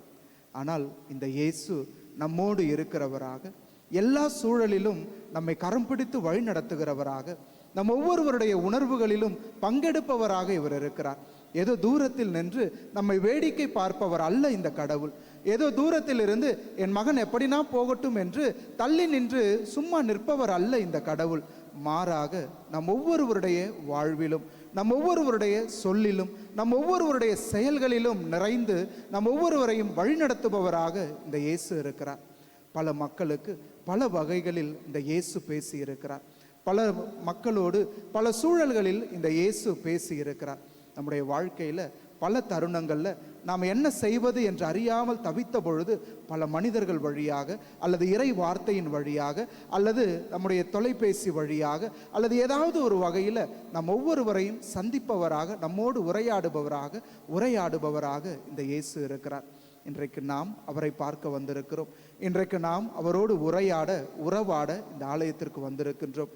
எத்தனையோ பேருடைய கண்ணீரை இந்த ஆலயம் கண்டிருக்கிறது, எத்தனையோ பேருடைய ஜெபங்களை இந்த ஆலயம் கேட்டிருக்கிறது, எத்தனையோ பேர் தங்களுடைய வாழ்க்கையில் மாற்றத்தை இந்த ஆலயத்தில் இருக்கிற இந்த இயேசுவிடமிருந்து பெற்று சென்றிருக்கிறார்கள். இன்றைக்கு உங்களுடைய கவலைகள், உங்களுடைய கண்ணீர், உங்களுடைய ஏக்கங்கள், எதிர்பார்ப்புகள் எல்லாவற்றையும் இந்த இயேசு நிறைவாய் ஆசிர்வதித்து அனைத்தையும் மகிழ்ச்சியாய் மாற்றி தருகிற ஒரு தருணமாக இந்த ஆராதனை இருக்கிறது. நீங்கள் இருக்கிற இடத்துல அப்படியே உட்காருங்க. ஒரு சில மணித்துளிகள் அப்படியே உட்காருங்க. போன வாரம் ஒரு அம்மா ஒருத்தவங்க என்னை பார்க்க வந்திருந்தாங்க. அவங்க சொன்னாங்க, ஃபாதர், நான் நல்லா தான் ஜெபிக்கிறேன், நான் நல்லா தான் எல்லா காரியங்களையும் செய்கிறேன், ஆனால் கடவுளுடைய திட்டம் எதுன்னு தெரிஞ்சு செய்யுங்கன்னு சொல்கிறீங்க. கடவுள் திட்டம் எப்படின்னு என் வாழ்க்கையில் நான் எப்படின்னு தெரிஞ்சுக்கிறது? கடவுள் என் கூட எப்படி பேசுவார் நான் தெரிஞ்சுக்கிறது? ஏதோ பவுலை தடுத்தாட்கொண்டு வானத்திலிருந்து குரல் ஒளியில் பேசினார். இயேசு திருமுழுக்கு பெறுகிற பொழுது அப்படியே வானமே 2ஆய் உடைகின்ற அளவுக்கு கடவுளுடைய வார்த்தை வல்லமையாய் வெளிப்பட்டு பேசியது. இன்னைக்கு ஏன் கூட கடவுள் பேசுகிறாருன்னா எப்படி பேசுவார், நான் எப்படி கடவுளுடைய திருவுளத்தை அறிந்து கொள்வது அப்படின்னு சொல்லி கேட்டாங்க.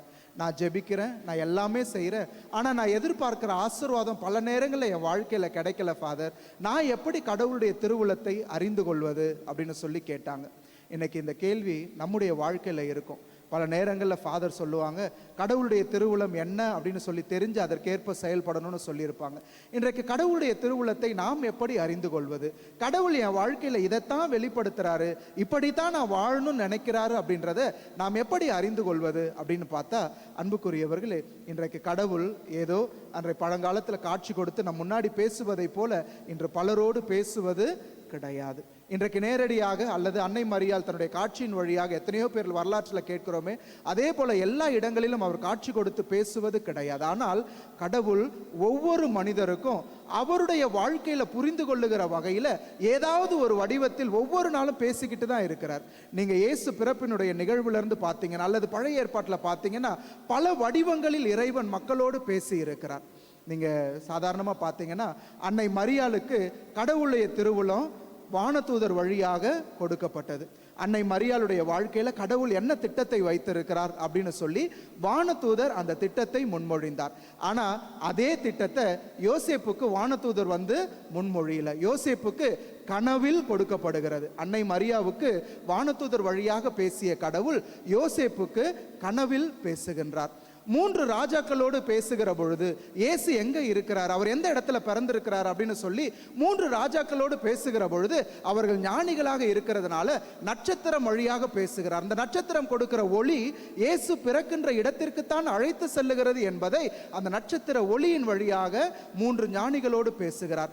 இந்த 3 ஞானிகள் ஏரோதை சந்தித்த பொழுது கடவுள் ஏரோதுக்கு இயேசு பிறந்திருக்கிறார், மீட்பர் பிறந்திருக்கிறார் என்ற செய்தியை ஞானிகள் வழியாக அறிவுறுத்துகிறார். ஒவ்வொருவருக்கும் பார்த்தீங்கன்னா ஒவ்வொரு வகையில தன்னுடைய திட்டத்தை கடவுள் வெளிப்படுத்துகிறார். சாதாரண அந்த இடையர்களுக்கு காட்சி கொடுக்கிற பொழுது வானதூதர் வழியாக காட்சி கொடுத்து எல்லா மக்களுக்கும் மகிழ்ச்சி ஊட்டுகிற செய்தியை அறிவிக்கிறேன்னு சொல்லி அங்க வானதூதர் வழியாக பேசுகின்றார். இதே மாதிரி நீங்க ஒவ்வொரு நிகழ்வுலையும் பார்த்தீங்கன்னா ஒவ்வொரு மனிதருக்கும் ஒவ்வொரு வகையில கடவுள் பேசுபவராக இருக்கின்றார். இயேசுவை சிலுவையில் அறைகின்ற பொழுது கூட அந்த ரோமன் சோல்ஜர்ஸ்க்கு, அந்த ரோமை படை வீரர்களுக்கு, அவர்களுக்கு இயேசு என்றால் யாருன்னு தெரியாது, யாவே கடவுள் என்றால் அவர்களுக்கு என்னவென்று அறிந்து கொள்ளக்கூடிய ஒரு சூழல் கிடையாது. ஆனா அந்த படை வீரர்கள் கிட்ட கூட இயேசு தன்னுடைய உடலை முழுமையாக கையளிப்பதன் வழியாக பேசினார். இன்றைக்கு ஆபிரகாமோடு பேசுகிற பொழுது 3 மனிதர்கள் வழியாக வந்து அடுத்த ஆண்டு நான் இங்க வரும்பொழுது, இளவேனிற் காலத்தில் வரும்பொழுது உன்னுடைய குடும்பத்தில் குழந்தை இருக்கும் என்கிற செய்தியை 3 மனிதர்கள் வழியாக கொடுக்கின்றார். மோசேவோடு பேசுகிற பொழுது பார்த்தீங்கன்னா எரிகின்ற முட்புதர் வழியாக பேசுகின்றார், உடன்படிக்கை பேழையின் வழியாக பேசுகின்றார், எரிகின்ற அந்த சீனாய் மலையின் வழியாக பேசுகின்றார். கடவுள் ஒவ்வொருவரோடும் அவர் பேசுகின்ற விதங்கள் மாறுபடுகின்றன. ஆனா கடவுள் பேசாம மட்டும் யாரு கூடயும் இருப்பது கிடையாது. இன்றைக்கு தன்னை உண்மையாக நாடி வருகிற ஒவ்வொருவருக்கும் ஏதாவது ஒரு வகையில் தன்னை வெளிப்படுத்துபவராக, தன்னுடைய திட்டங்களை கொடுப்பவராக இந்த இயேசு இருக்கிறார். பல நேரங்களில் நாம என்னன்னா, நாம கடவுள்கிட்ட வருகிற பொழுது அல்லது கடவுளுடைய வார்த்தைகளை கேட்கிற பொழுது நம்முடைய உள்ளம் சஞ்சலப்படுகிறது, நம்முடைய உள்ளம் பேசிக்கிட்டே இருக்கணும், நாம கடவுள்கிட்ட பேசணும், நாம கடவுள்கிட்ட பேசணும்னு எதிர்பார்க்கிறோமே தவிர கடவுள் நம்மிடம் என்ன பேசுகிறார் என்பதை எதிர்பார்க்க அல்லது அதற்காக காத்திருக்க அந்த பொறுமையை நாம் இழந்து விடுகிறோம். இன்னைக்கு உங்க வாழ்க்கையில கடவுள் பேசலன்னு நினைச்சீங்கன்னா நம்முடைய வாழ்க்கையில கடவுள் பேசுவதை கேட்க நமக்கு பொறுமை இல்லை என்று அர்த்தம். இன்றைக்கு இந்த உலகம் ரொம்ப பிஸியா ஓடிக்கிட்டே இருக்கு. எல்லாமே இன்ஸ்டன்ட் என்று வாழுகிற இந்த உலகத்துல எல்லாமே உடனடியா நடக்கணும், நான் இன்னைக்கு கேட்டா இன்னைக்கே எனக்கு கிடைக்கணும் என்கிற அந்த உணர்வு எல்லா மக்களுடைய மனங்களிலும் நிறைந்திருக்கிறதுனால பல நேரங்களில் கடவுள் நம்முடைய வாழ்க்கையில ஒரு சில தருணங்கள்ல அந்த காலம் தாழ்த்துகிறார். ஒரு சில நேரங்களில் நாம் எதிர்பாராத வகையில் பேசுகிற பொழுது அதை நாம் கண்டுகொள்ள முடிவது கிடையாது. இன்னைக்கு நாம் இந்த இயேசுவை பார்க்க வந்திருக்கிறோம். இயேசு திருமுழுக்கு பெற்ற அந்த நிகழ்வில் நாம் எல்லோரும் நம்முடைய பாவத்திலிருந்து விடுதலை அடைய திருமுழுக்கு பெற்றோம். இந்த இயேசு மட்டும் நாம் எல்லாம் எந்த தண்ணியில் அந்த பாவத்தை கழட்டி விட்டோமோ, எந்த தண்ணியில் நாம் எல்லாம் சுத்திகரிப்பு நடந்தோமோ அந்த தண்ணீரில் இருந்த எல்லா பாவத்தையும் தன் மீது சுமந்தவராக, அந்த தண்ணியில் நம்ம எந்த பாவத்தெல்லாம் கழைந்து விட்டு வந்தோமோ அதையெல்லாம் தன் மீது ஏற்றுக்கொள்பவராக யோர்தான் நதியில் இறங்கினார். தன் மீது அந்த பாவத்தை ஏற்றுக்கொண்டதன் அடையாளமாகத்தான் இந்த இயேசு திருமுழுக்கு பெற்றார். அன்புக்குரியவர்களே, இந்த இயேசு இன்றைக்கு உங்களையும் என்னையும் பார்த்து அழைக்கின்றார். மகனே, மகளே, நாம் பல்வேறு தருணங்களின் வழியாக, பல்வேறு மக்களின் வழியாக, பல்வேறு பொருட்களின் வழியாக, பல்வேறு சூழல்களின் வழியாக ஒவ்வொரு நாளும் நான் உங்ககிட்ட பேசிக்கிட்டு தான் இருக்கிறேன், ஒவ்வொரு நாளும் நான் உங்ககிட்ட பேசிட்டு தான் இருக்கிறேன். ஆனால் பல நேரத்தில் நீ தான் என்னுடைய வார்த்தைக்கு, என்னுடைய குரலுக்கு செவி கொடுப்பது கிடையாது என்பது இயேசுவினுடைய ஒரு ஏக்கமாக இருக்கிறது. இன்றைக்கு நாம் இந்த இயேசுவை பார்க்க வந்திருக்கிறோம். அப்படியே ஒரு சில நேரம் அவரை உற்று நோக்குவோம். இந்த ஒரு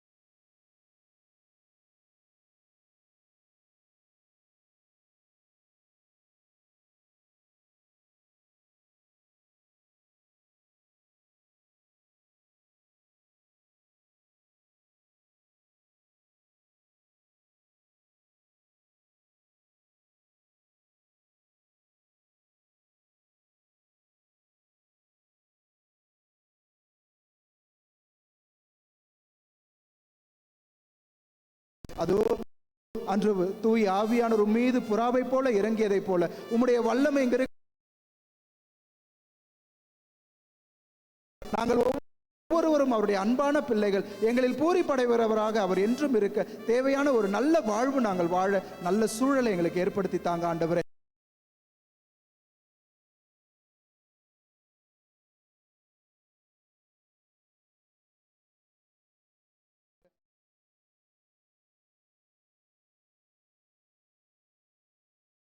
செய்கிறார்கள் என்று திருப்பாடல் 126 வாசிப்பது போல நாங்கள் பல நேரங்களில் கண்ணீரோடு முன்னெடுக்கின்ற எங்களுடைய கஷ்டங்கள் கவலைகள் எல்லாவற்றையும் நீர் மாற்றி எங்கள் கண்ணீரை துடைத்து கம்பீரமாக நாங்கள் அறுவடை செய்ய வெற்றியை எங்களுடைய வாழ்க்கையில் நாங்கள் நிரம்ப சுவைக்க நீர் எங்களோடு இருப்பீராக தகப்பனே. சேனைகளின் கடவுள் எங்களோடு இருக்கிற பொழுது நாங்கள் செல்லுகிற திசையெல்லாம் எங்களுக்கு வெற்றிதான், நாங்கள் எடுக்கிற எல்லா காரியத்திலும் வெற்றிதான் என்பதை நாங்கள் விசுவசிக்கிறோம் ஆண்டவரே. நீர் எங்களோடு இருப்பீராக தகப்பனே. எங்களுடைய வாழ்வை நீர் மாற்றி போடுவீராக தகப்பனே. தீமையிலிருந்து பாவத்திலிருந்து நாங்கள் விடுதலை பெற்று அன்பிலும் மகிழ்ச்சியிலும் ஆட உதவி செய்வீராக தகப்பனே. எங்கள் குடும்பத்தில் இருக்கிற நோய் நொடிகள், எங்கள் குடும்பத்தில் நோய் நொடிகளை சந்திக்கிற ஒவ்வொரு மனிதர்களையும் உடைய கரங்களில் ஒப்புக் கொடுக்கிறோம் ஆண்டவரே.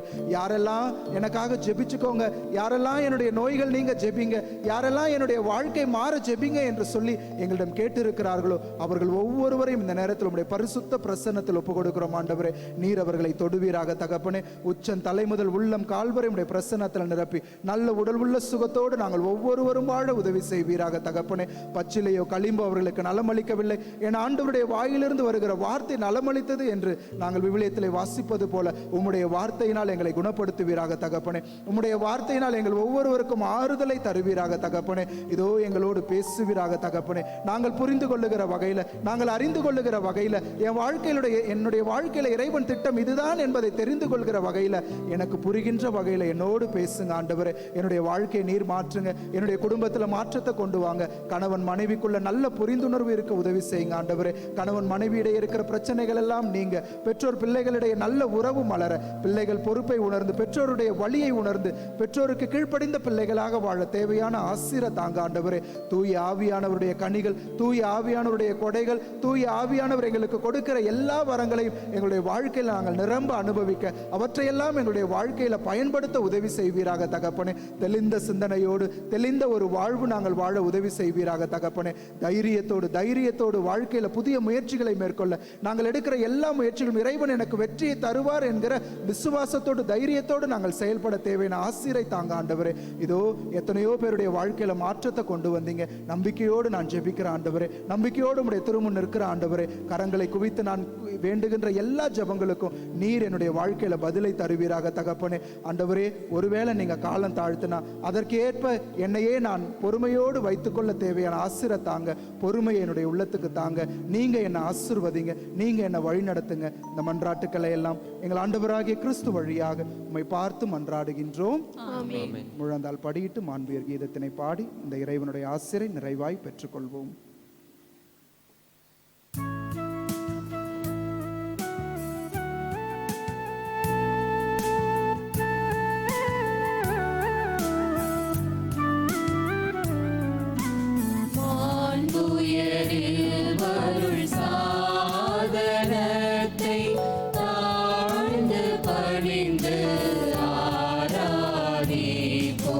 பழைய நியம முறைகள்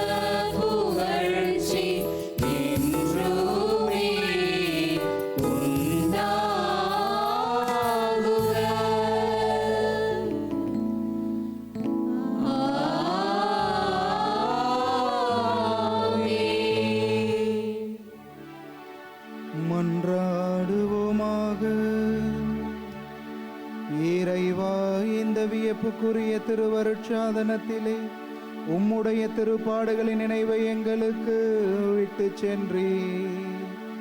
உமது திருவுடல் திரு இரத்தமாகியவற்றின் தூய மறைபொருளை வணங்கும் நாங்கள் உமது மீட்பின் பலனை இடைவிடாமல் பெற்றுக்கொள்ள உமது ஆசீரை அருள்வீராக. தந்தையாகிய இறைவனோடு தூய ஆவியாரின் ஒன்றிப்பில் என்றென்றும் வாழ்ந்து ஆட்சி செய்கின்ற உம்மை மன்றாடுகின்றோ.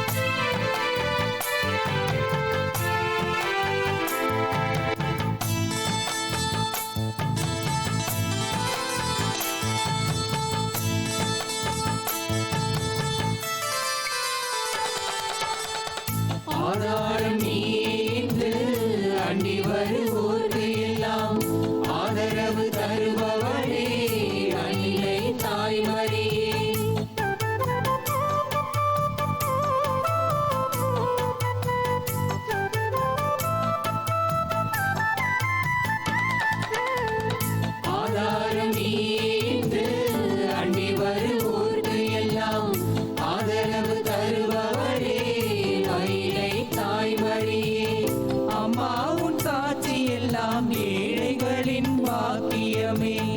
என்னாலும் இவர்களுக்கு உதவிடும் உன் திருக்கரமே. கண்ணின் மணியை போல என்னை காத்திடும் தெய்வ தாயே, மண்ணின் மைந்தர்கள் நாங்கள் உன்னம் பாதம் பற்றியே வாழ்வோம். இன்னும் ஒரு முறை என் தாயே நீ இந்த உலகினில் பிறந்தால் ஏழை எளியவர் முன்னாடி இந்த புது உலகம் படைப்பார்.